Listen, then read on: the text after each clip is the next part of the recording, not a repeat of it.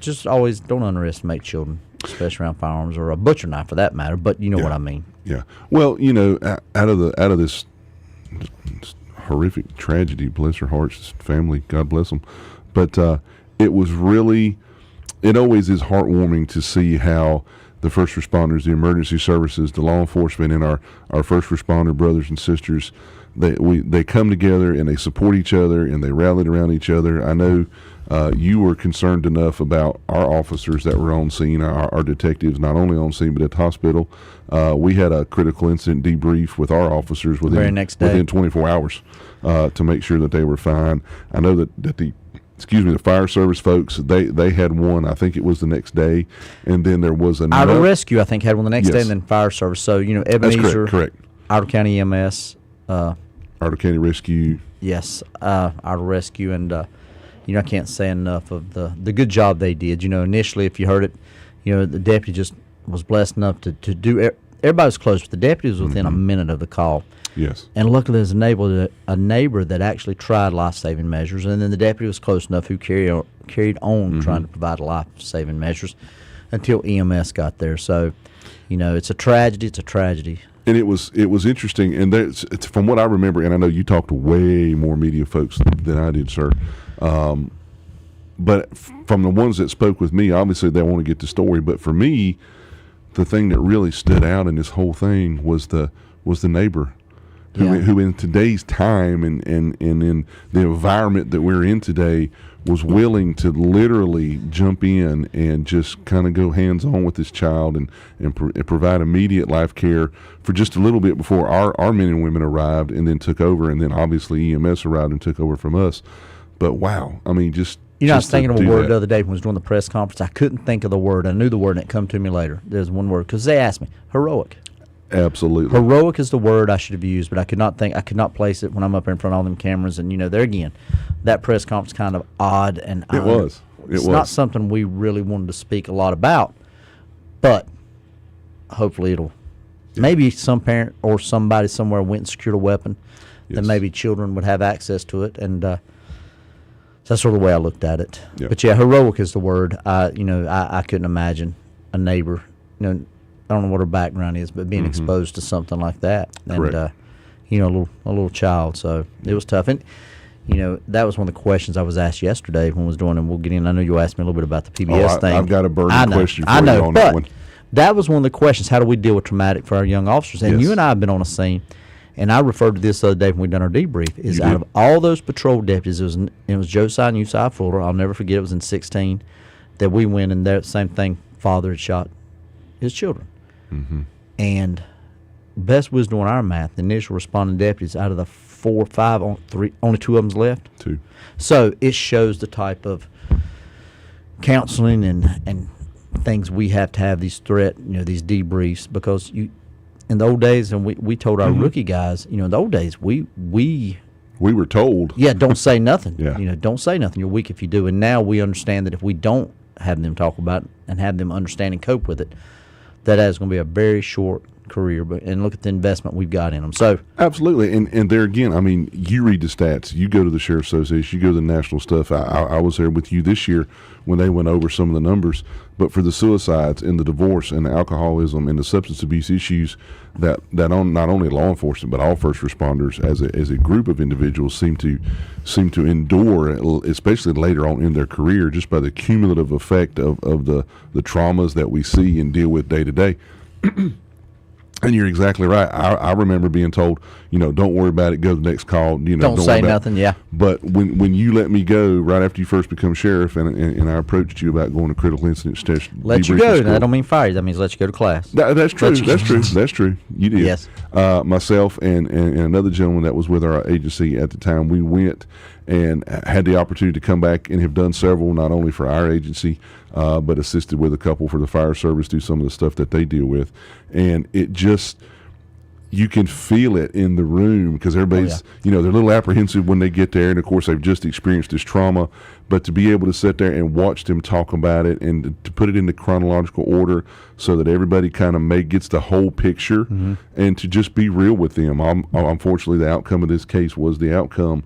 But to tell them in truth what happened, let each person explain what they did, and then let them know going forward. It helps their brain and it helps them analyze and be able to go over this information and be able to sort it out and take some of that pressure off of them. Well, I think we're very lucky here. I mean, our faith-based groups, our Absolutely. churches, our pastors. I would hate to say the names because I'm scared I'm going to miss one. Several. And the citizens offer food and support the letters. I mean, that's unbelievable. It is. It's just like I told the media that day. I said our first and foremost thought is with the family. Yes. Couldn't imagine it. No. Could not imagine it. And No. but bring you update, that's been one of the biggest things. I know we got a break coming up here in just a second, so we'll try to hit the press releases because. So when we come back, sir, just to kind of ask Joe to help us here, I'm just trying to figure out where the makeup's at. Okay, we'll get to that after the break. Whatever. There's no. Yeah, Joe, I should have had a makeover. You should have done a makeover. You want me doing your makeover? You got a point there. No, Okay, there's- okay. There's a lot of open I opportunities. know. Right There's there. a great place where that's coming from. You had the opportunity, and we'll go ahead and drop Hey, it. we'll take a break, but before we go, we still got about a minute. But at around 3:30, we're going to have a caller come in Yes. today. That's we hear a lot about, especially during the excited. budget stuff. And Yes. is Congressman McHenry is going to try to contact. He's our district here in the 10th. He is our Yep. congressman, and has been unbelievably supportive of law enforcement. He has. And just if you know anybody that would like to hear, tune in the show. We will take some call-ins a little bit. I don't know how much the lines will be tied up, but if nothing, if you hit us on Facebook, we'll be able to at least try to do it that way if you're on the comment We section. sure will. So, and I think we'll be back here in about 2 minutes. It's good to have you back I'm after a glad couple to be weeks of back. being gone. It's a lot cooler in here now that y'all got the air conditioned bill paid. All right, we'll be back in about 2 or 3 minutes.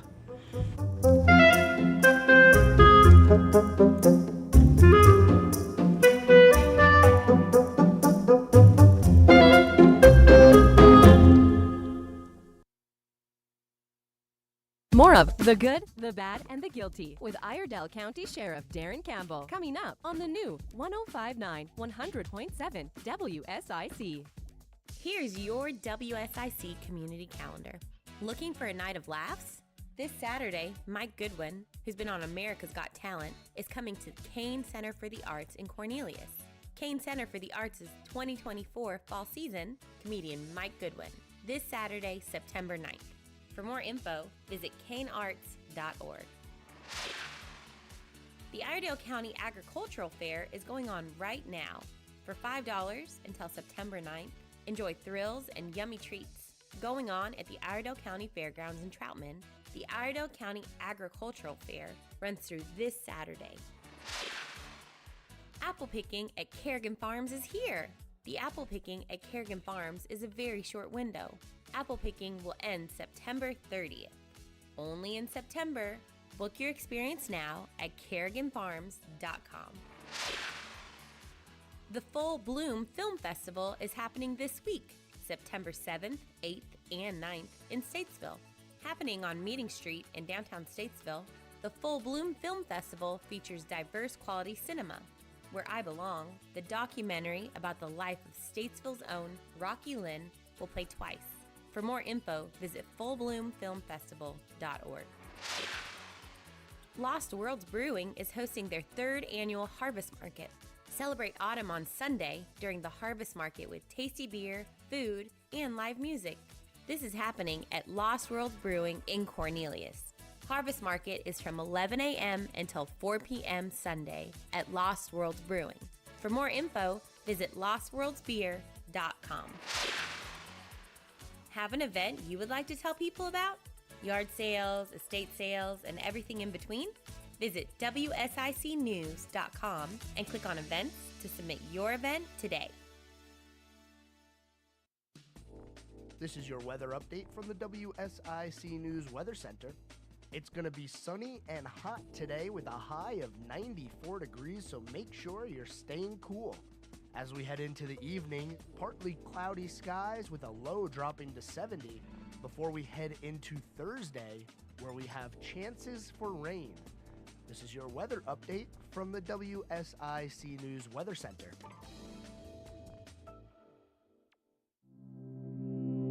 In life, we plan for many important things. Weddings, our children's education, retirement. A celebration of life is really no different. Planning and paying for your life celebration in advance will give you and your family valuable peace of mind. We'll help you take care of every detail with professionalism and compassion. We're Bunch Johnson Funeral Home. Find us at dignitymemorial.com. The Good, the Bad, and the Guilty continues now. Here's your host, Iredell County Sheriff Darren Campbell, 1059 100.7 WSIC.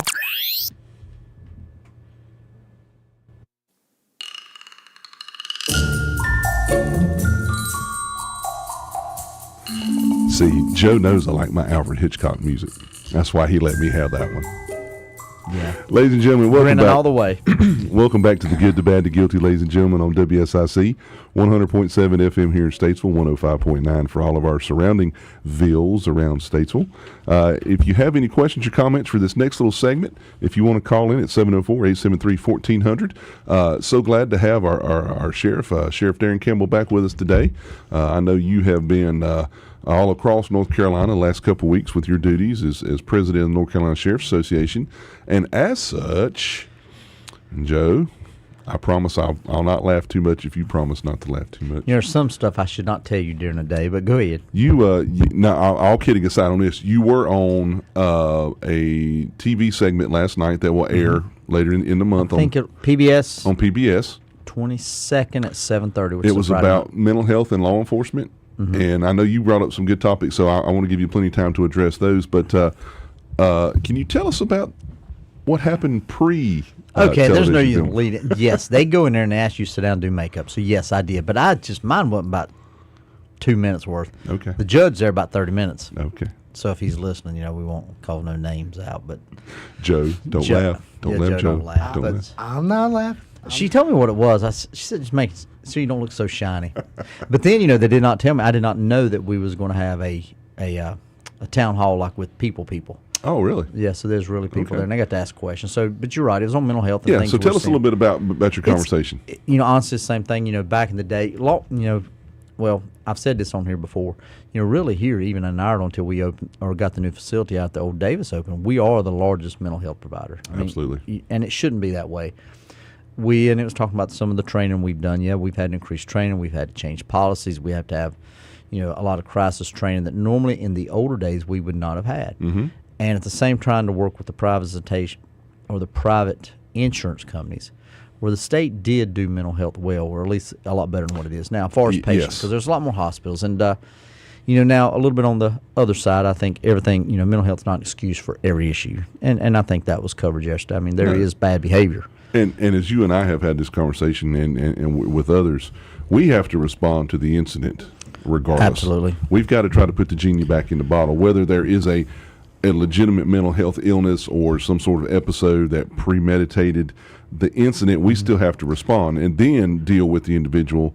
And then for those other law enforcement agencies that brings those folks in crisis to us in the detention center, as you have mentioned, we have to deal with that. So the enforcement section and the detention center both have to deal with mental illness. And we are so far ahead of the game. The biggest question they was asking me, it's intervention. It's getting in there early, getting the kids through teen academy. When we was talking about teen academy, athletically, SROs in the schools, that's been one of the biggest things we've talked about is if we help the kids now understand if they're going to deal with mental health, I'd much rather get to the problem prior to a diagnosis. If they think there's issues, and if nothing else, if they develop later in life, they'll still know who to contact, who to reach out to. Yep. It may be the SRO, or it may be an SRO answer that he give them at that time. So, well, just one of the things, and I know you got this question yesterday, but some of the folks that you were speaking with wanted to try to paint our SROs across the state, not just here in Arnold County, as the pathway to prison. That did not come up yesterday, but I did some sidebar conversations, and once we explained it, listen, that's we're there for safety. We got to remember, I've said it before, an elementary, middle, or high school is a community cluster on any given day in the community,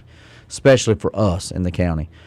Excuse me. And the SROs are there, yes, also for security and active threats, but also for issues that the kids bring to school, domestic issues, custody issues that they're a part of, suicidal tendencies, peer pressure on social media.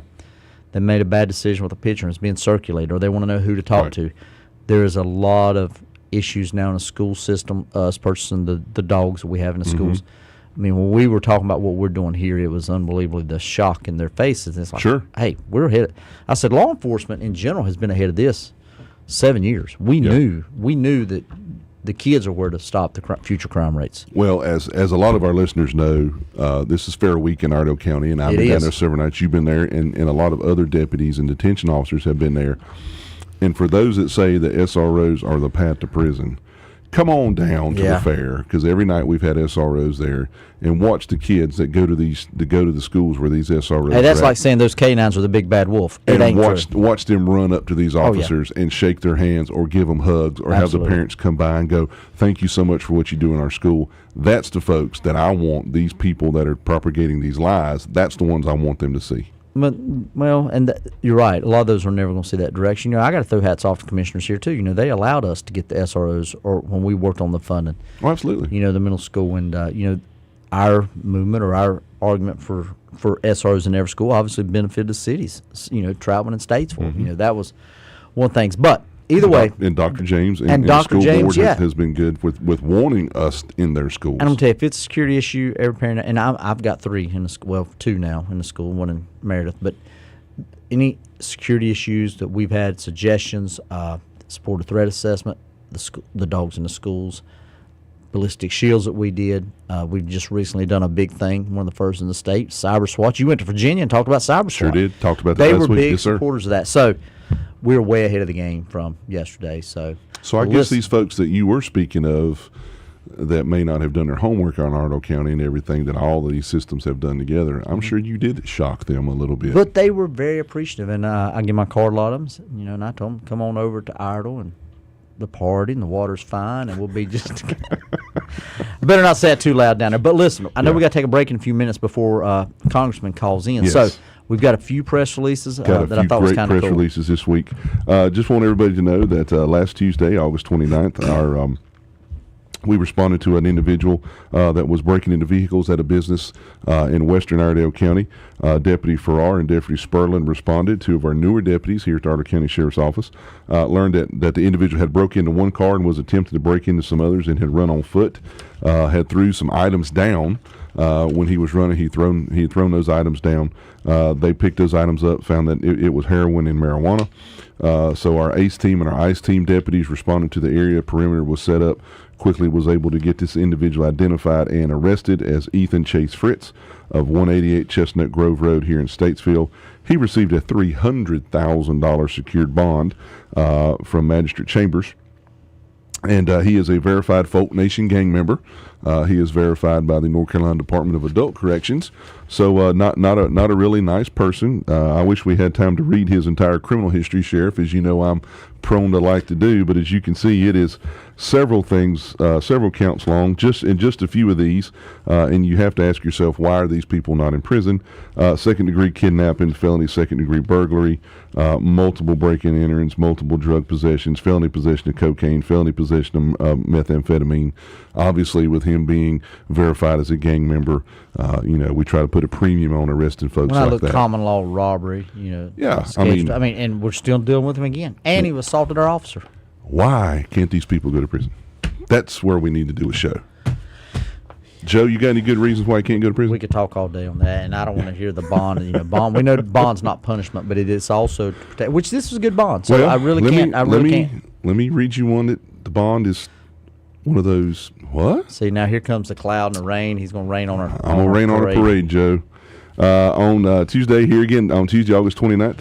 Our aggressive criminal enforcement team was working in the area of Taylorsville Highway out toward the western part of Iredell County. Identified Mr. Larry Jamar Gilchrist as having a suspended driver's license after getting him stopped. They searched the car, found ecstasy, marijuana, and drug paraphernalia. They arrested him. Now, he is currently on probation. In Mecklenburg County for felony possession of firearm by a convicted felon, Joe.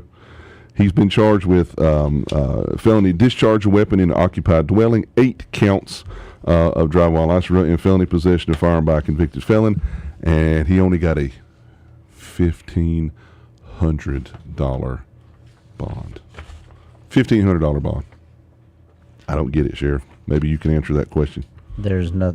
I guess an opportunity to get out and reoffend. I don't. It's frustrating.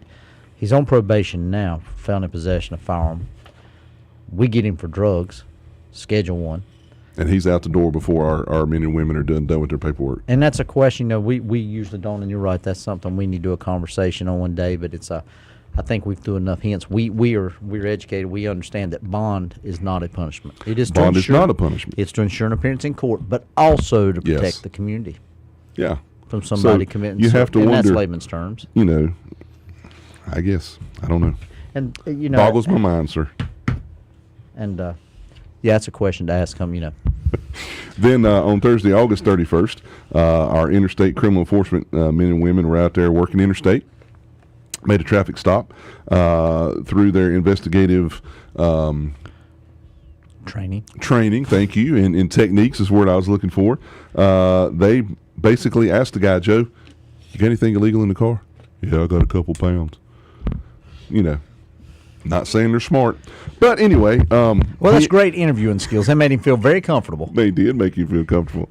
Ended up with 13 pounds of marijuana also located. And this was the scary thing about this, Sheriff. And I want people to go, and we'll post this photograph on our Facebook probably later today or in the morning.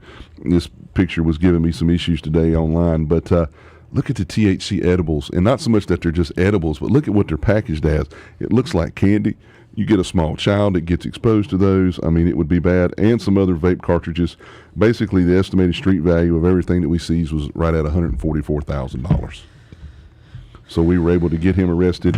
His name is Nicholas Richard Tunsdale of Riverview, Florida, and he got a $250,000 bond. So, Joe, that's what By we ended up magistrate with. arms. That's a good thing. I mean, that's what scares me is the way the edibles are packaged. Well, you know why they're for kids. All right, Joe. Okay, I thought he was doing a wave for a second. Okay, we're gonna take a break. Be back just shortly. The Good, the Bad, and the Guilty with Iredell County Sheriff Darren Campbell will return after this short break on the new 105.9 100.7 WSIC. Jim Gaffigan here with some more straight talk. Let's take a moment to appreciate our sweet children, loving grandparents, and eternal soulmates. Now let's use them to save money on wireless. Because with the Straight Talk Silver Plan, you get 4 lines for just $25 a month with unlimited data and no contracts. So add those human loved ones, and save money. Thanks, kids. They're finally worth it. Straight Talk Wireless, available at Walmart. Get 4 lines on Silver Unlimited for $25 per line per month, plus taxes and fees. For data management practices and additional terms, visit straighttalk.com. Meet Bruce. Hey there. He's a busy soccer dad who's trying hard to learn the game. Go for the end zone. Whoops. Luckily, other things come easy, like banking with Chase. On a tip from his banker, he set up AutoSave in the Chase mobile app. So what are you saving for, Bruce? Father-daughter soccer camp. Smart bankers, convenient tools. One bank with the power of both.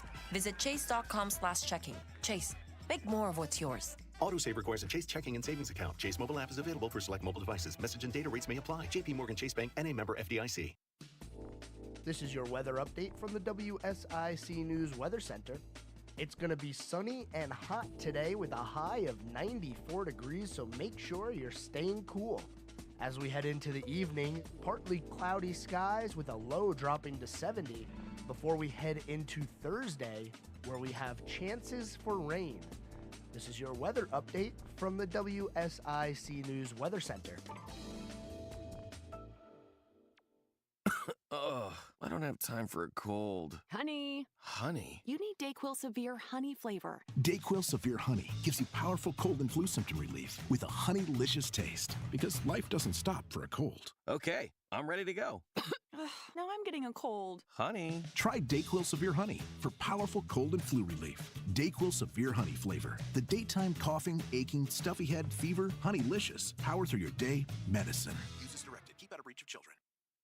Attorney Joe Cordell. Business owners and professionals face special challenges in divorce court. In addition to everything else going on, they have to contend with allegations that they are earning more than they are, coupled with claims on their business or practice itself. Clients with assets depend on their divorce lawyer's skills in these matters, and that's why it's so important to hire someone that has those skills. 6701 Carmel Road, Suite 110, Charlotte, North Carolina, 28226. Joseph Cordell, licensed in Missouri and Illinois only. CordellCordell.com.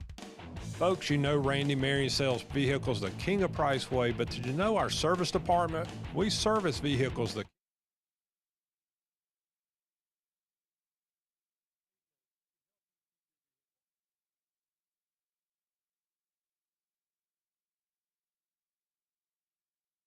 Hello. Congressman. Hey, how are you? Man, doing well. How about you enjoying this hot weather? He said he's. We're about 1 minute out. Yeah, about 1 minute out. So about 1 minute out. Well, so I understand you're now figuring out how big this state is, having to drive all over the place. Hey, I'm gonna tell you what they told you last night. I ended up somewhere I did not need to be, which was fun. Was the PBS studios at UNC TV, and I had a town hall type crowd, but it went well. It wasn't as bad as I was worried about it being. Oh, you asked for the problem. Right? Heavy's the head that wears the crown, right, Congressman? We're getting what we deserve. That's what it is. Hey, I tell you what, I texted Eddie Caldwell last night when I left. I said, listen, it was a lot easier being the sheriff for just Iredell versus being the sheriff for all 100 or 99 other sheriffs. Lord. All right, so we're about 20 seconds out. I'll bring us back in, and Sheriff Campbell will introduce you, sir.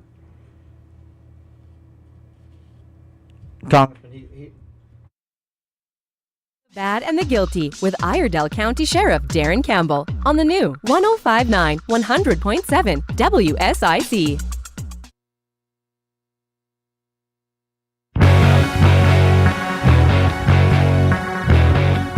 All right, we are back with the good, the bad, the guilty here on WSIC 100.7 rather, FM here in Statesville, 105.9 for all our other locales around Iredell County. And Sheriff, I'm gonna get done talking because we have Congressman McHenry on the phone. So I'm gonna let you introduce him, sir. Absolutely, Congressman, are you there?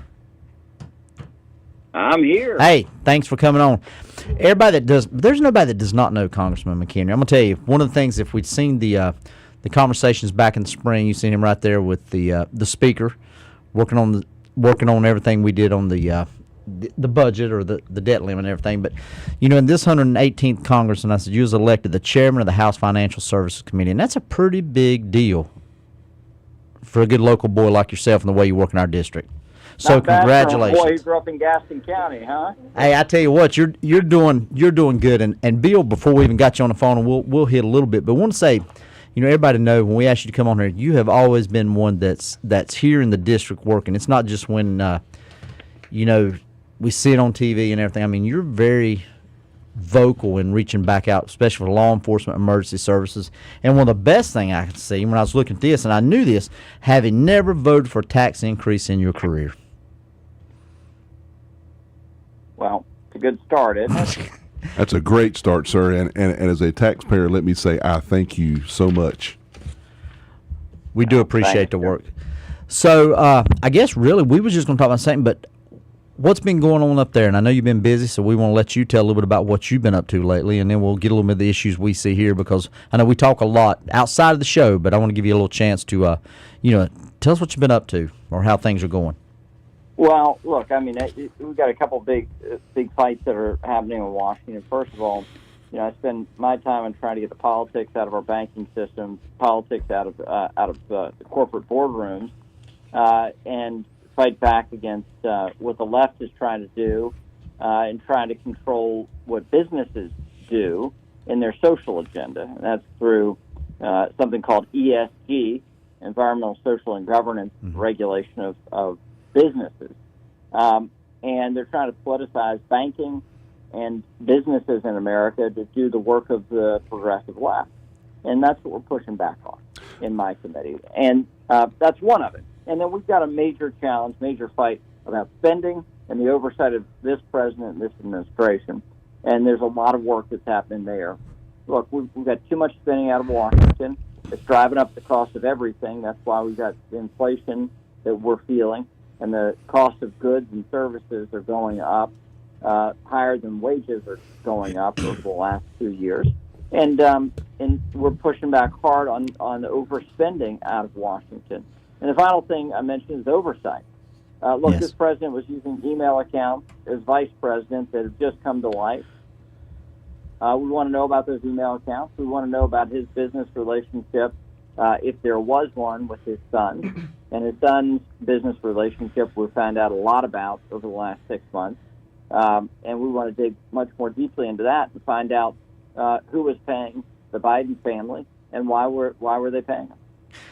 Absolutely, and I think you was talking a little bit about inflation, the way we're growing. You know, a lot of the stimulus we know the stimulus has the stimulus was put in there, but we can see Chairman Powell the other day talking about, inflation rates, if you're looking at the Fed rates, are still high. Chances are we're going to have another rate increase, and I know you can't comment too much on that just from where you're at, but it's affecting people back home because we see it with our budget, and we know wage growth's not keeping up with inflation. So we definitely appreciate you holding their feet to the fire up there, and that, and also some of the shady business dealing that seems to benefit just a small group of people at 1600 Pennsylvania Avenue, or at least that's the way we look at it. Oh yeah, but we got to get the documents. We got to do the research. We got to do the work. We got to make sure that we hold people accountable for what they've done. And if the president hasn't done anything wrong, and the bank hasn't done anything, and the president's son hasn't done anything wrong, then let's clear them. But if they have, then we need to know what happened and why. Congressman, it almost seems like,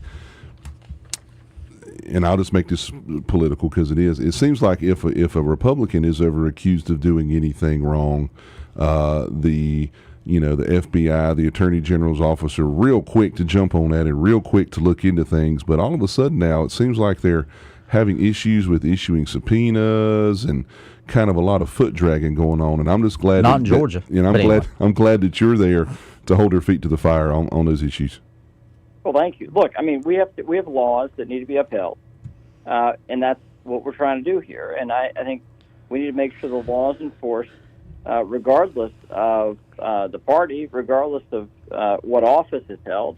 That's the standard that you all hold your department to, and that the taxpayer demands that of local law enforcement. And we got to make sure that we hold those in the highest office of the land to the same standards that we hold everybody else in society to.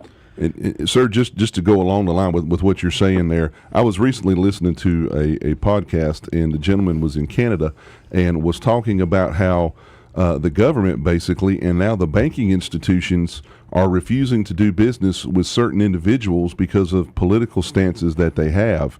And that's very scary. And the question was posed to the gentleman being interviewed, do you ever think that the United States would get that way? And there was a pause.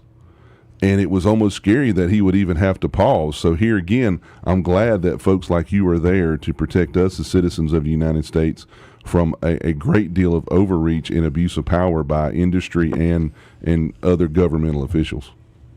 Well, thank you. I mean, this is the stuff that not everything needs to be political, right? And, you've got people that need to have access to basic services in their life, regardless of whether or not we like their politics. And right now, you got this administration a lot in the far left that are trying to do things that are not what the American people are used to, and not what we think is American, if you will. Yes. And making sure that we allow people that we disagree with to still let their views be heard and still be participating members of society. Absolutely. Sometimes, and I know Sheriff Campbell has made this statement, and other folks on other issues very similar, but it's almost like certain individuals want freedom of speech as long as it's what they want you to say. Right. And you are. The liberties are not about the people you agree with when you want to agree with them. It's about the people you don't agree with when you most disagree with them. Absolutely. Well, we're going to, here in just a second, Congressman, I hope you'll stay on the line. We'll come back. We got about 3 minutes, and we're going to take a break, but we'll sort of lead up to what we're going to discuss. And I know that you asked me to write a letter from one of your committees, and actually read it on the floor, which I very much appreciate, and it was about fentanyl and the impacts we're seeing, not just from fentanyl, but still the ongoing opioid epidemic, but also the flood of all narcotics. And I think, Bill, both of us have, and Congressman, I've spoke to you about this before.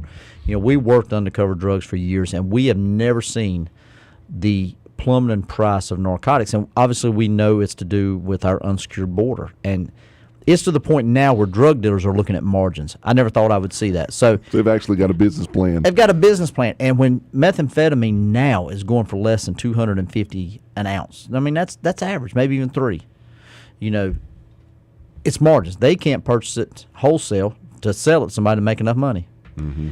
And I know we spoke about, but that's sort of the direction I'd like to take. If you're able to stay on the phone, and we'll cover it for about. Absolutely. Okay. Well, we're going to take a break. Bill, how much longer we got? Just a few more minutes. Oh, okay, about 2 minutes. Congressman, kind of before we get into that, sir, and I know you played a huge role in this latest budget negotiation. Maybe if you could just give us a little 30,000-foot view of that process, what it was like, and then we'll take a break and come back in and talk about our drug issue. Look, our debt is different than our spending. A debt is the overspending we've accrued over time. It's like when you find out your kid got a credit card during the first year of college, the first thing you want to do is cut up that credit card, but you don't want to ruin their credit. So you say you need to go pay back their bill, and we need a plan so that you don't spend more than you take in. So for the debt limit increase, we wanted to make sure we pared down government spending. And we had to fight like mad against the Biden administration and President Biden, who want to spend more. Spending is up 40% from pre-COVID levels, and we want to make sure we right-size the federal government. And so we got in these negotiations knowing we've got to pay our bills. That's the full faith and credit of the United States. We don't want to burn that. But we want to make sure we pull down spending over time. And over the next 2 years, we'll be able to spend less money than we did over the last 2 years.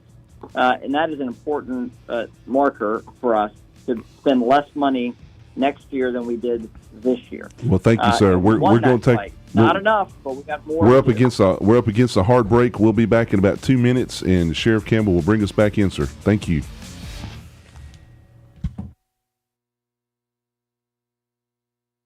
There's more of the good,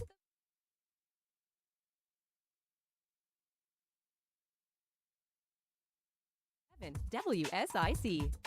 Here's your WSIC community calendar. Looking for a night of laughs? This Saturday, Mike Goodwin, who's been on America's Got Talent, is coming to Kane Center for the Arts in Cornelius. Kane Center for the Arts' 2024 fall season, comedian Mike Goodwin. This Saturday, September 9th. For more info, visit canearts.org.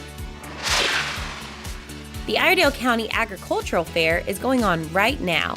For $5 until September 9th, enjoy thrills and yummy treats going on at the Iredell County Fairgrounds in Troutman. The Iredell County Agricultural Fair runs through this Saturday. Apple picking at Kerrigan Farms is here. The apple picking at Kerrigan Farms is a very short window. Apple picking will end September 30th. Only in September. Book your experience now at kerriganfarms.com. The Full Bloom Film Festival is happening this week, September 7th, 8th, and 9th in Statesville. Happening on Meeting Street in downtown Statesville, the Full Bloom Film Festival features diverse quality cinema. Where I Belong, the documentary about the life of Statesville's own Rocky Lynn, will play twice.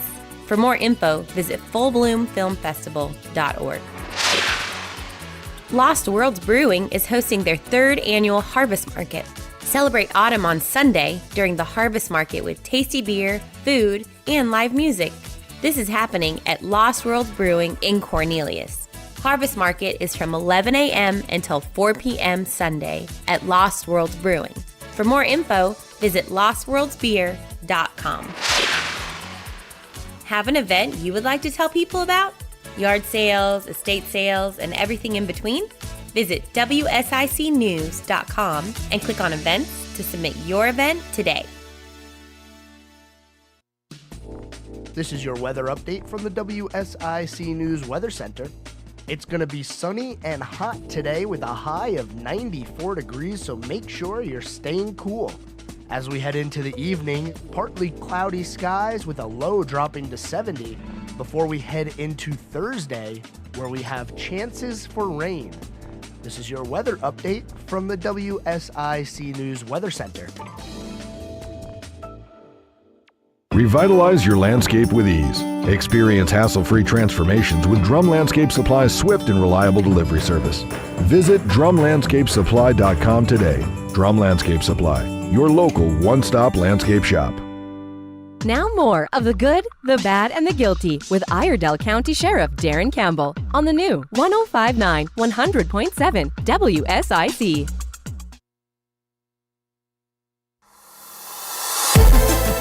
Welcome back to the good, the bad, and the guilty. And Bill Hamby here. So and you're just out of practice. I know, we got to practice time. We're always saying who's going to bring us back. But if you're listening to us on 100.7 FM, 105.9 FM for everybody else, we were just sitting here talking about the counties and stuff. About every county surrounding us at least listens to some of the show, because I get a lot of people that calls us so. But we're on here with Congressman McHenry. We're happy to have him on the show with us. And I think we're going to go to the things that impacts us the most, which obviously narcotics has such a nexus to other crimes. We can brag a little bit about our, our crime rates plummeted, and we're one of the very few that's having that happen. So, Yes, sir. So Congressman, do we have you back? Absolutely. Okay. Ready to go. All right. Hey, ready to go.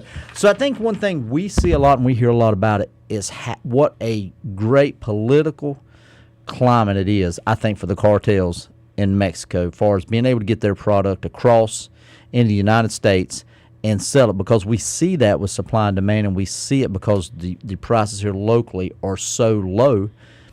And I've used this before, and I've told Bill, every now it seems everybody that's ever saved their lunch money can buy half a kilo of cocaine and go into the cocaine business, and that's what's driving your inner city crime.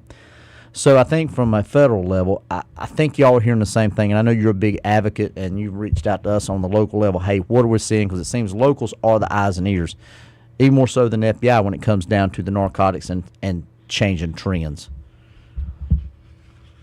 Well, look, I mean, the impact of the porous southern border is something that every American should understand the impact it has on their daily lives, their kids' lives.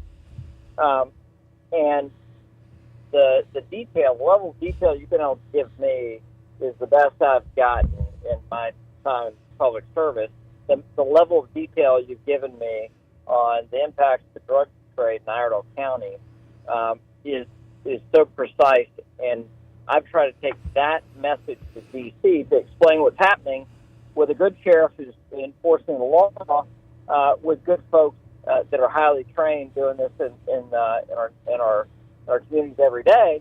And if it's happening in Iredell County, where you have a reputation of being tough and accountable and holding people to account, if it's happening if it's that pervasive in Iredell County, imagine what it's like in some of these counties that are softer, where they've deeply questioned what the police and sheriff's departments can do, yes. And so you've got less active enforcement of the law. Congressman, you have always been an advocate for strong borders and for strong law enforcement presence along our southern border. Is there a feeling for others in Washington, or I guess what is the rationale, rather, behind others in Washington who just want to leave our borders open? I mean, they know that human trafficking is an issue. They know that drugs are an issue. What is their rationale behind just open the borders and let everybody come in? Well, no, they think they can separate these things out. They think they can separate these things out, right? So if you just say law-abiding citizens, it's going to be tougher for them to get a gun, then suddenly you have less gun crime. They're looking for a silver bullet to fix an issue. And with this, they say, well, you're targeting folks because they're coming from a certain country. And, that has nothing to do with it. It's not about where somebody was born. It's about whether or not we're enforcing our law and what illicit actors do to take advantage of laws that are unenforced. So, what's this like with I-77 and I-40? I mean, this is a pretty big thing for Iredell County, and it's a manpower issue too, right? You're enforcing federal law basically because we're not doing the southern border. Absolutely, and we are. As you know, we have some of the more, you think of Charlotte and other places, but we actually have more interstate miles than any of those when you take I-40 and I-77. And our interdiction unit works a lot out there. And there's cases going on now. Sitting there as we was going through the show, and I was just thinking of Bill, we've got a sex crime, or actually child sex crime, operating out of some Mecklenburg, some to New York, some to back here. But a lot of these things start on our interstates. And we see it. And before I hit that, I was going to tell Bill, Congressman, I hadn't spoke to you, or maybe not about this. We were in Michigan for our national conference, and I sat beside Yuma County Sheriff Leon Wilmot, and he leaned over to me and said, look at this picture. They had 40,000 Xanax pills going to Virginia Beach. They were going to sell them in Virginia for $18 a piece, but they purchased them for $4 a piece near the border. But those pills were dressed as Xanax, but they were actually fentanyl pills. So you understand, and you've seen what we've been saying, and you understand that wholeheartedly. Oh, I mean, that's just nasty stuff. That's nasty stuff. That one example, the number of lives lost if that had been delivered. Yeah.